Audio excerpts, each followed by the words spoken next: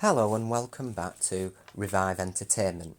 On this video we are going to look at a franchise that was almost decimated by its owners, but now there is a chance of revival, and the franchise is Star Wars.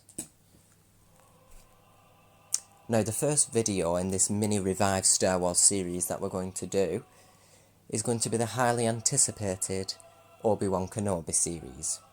And like The Mandalorian, is it going to help save the much beloved franchise, or be the final nail in the coffin?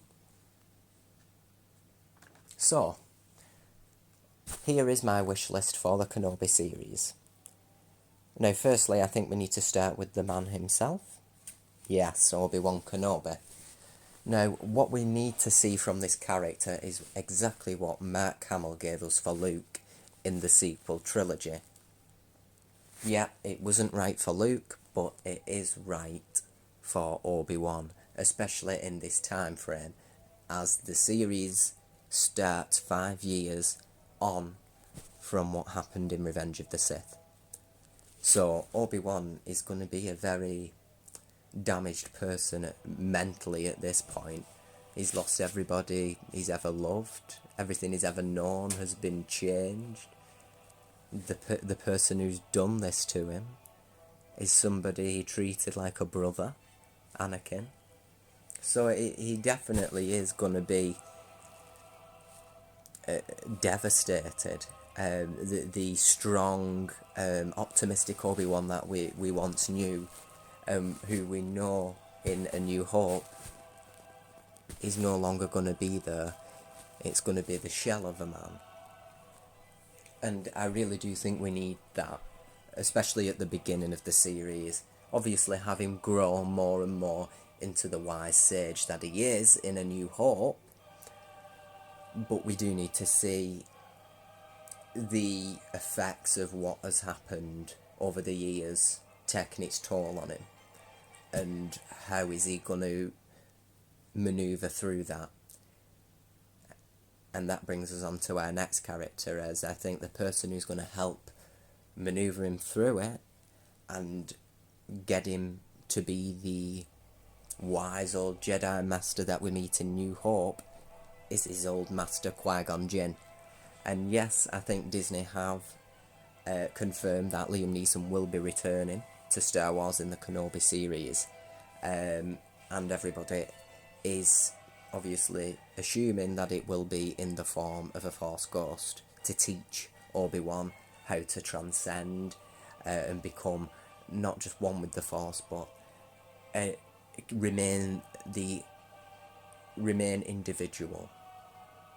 Keep your individuality, who you are, and not just be part of the Force. So I think it would be great to see some flashbacks of before A Phantom Menace, with Qui-Gon training Obi-Wan when he was younger. That would be great to see a few little snippets of them on different adventures, in the middle of different battles, getting into all kinds of trouble. And then the second part, what I would like for Qui-Gon Jinn would obviously be what I said at the beginning, is to see him training Obi-Wan, moulding him into the wise old master, and getting him to the point where once he dies he'll be able to be a part of the Force but retain who he is. Now, the third person that I would like to see in the Kenobi series would be Asajj Ventress. Now, this is probably one that is unlikely to happen, however, it is a character who is a favourite of the fans, and a favourite of mine as well, I've got to be honest. She was an amazing character. However, we're left now with not knowing what happened to her. Obviously, when George Lucas owned Star Wars, we had sort of a canonised timeline of what happened to her after the Clone Wars and Revenge of the Sith. We found out she fell in love with Quinlan Vos, got married to him, went back to the light side, and she ended up dying. However, now that Disney has owned Star Wars and constantly changes the canon all the time, it leaves us wondering what happened to Ventress. So I think it would be a great opportunity to tie her story up, have her redeemed, to have found redemption, to have come out of the dark into the light, and meet Obi-Wan and have them discuss what happened in the years they was adversaries,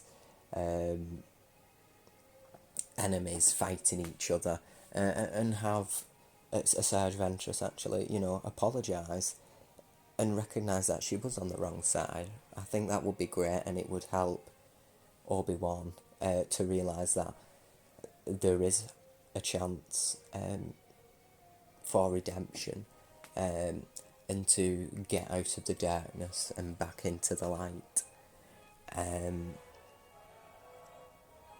Now, the fourth person I'd like to see in the Kenobi series would be Mace Windu. Now, I do understand it'd probably cause more harm than good having him in, as he's such a big and powerful character. If Obi-Wan met him and knew that he was alive after Revenge of the Sith, then why did he never mention it before? Unless obviously he died before the events of A New Hope.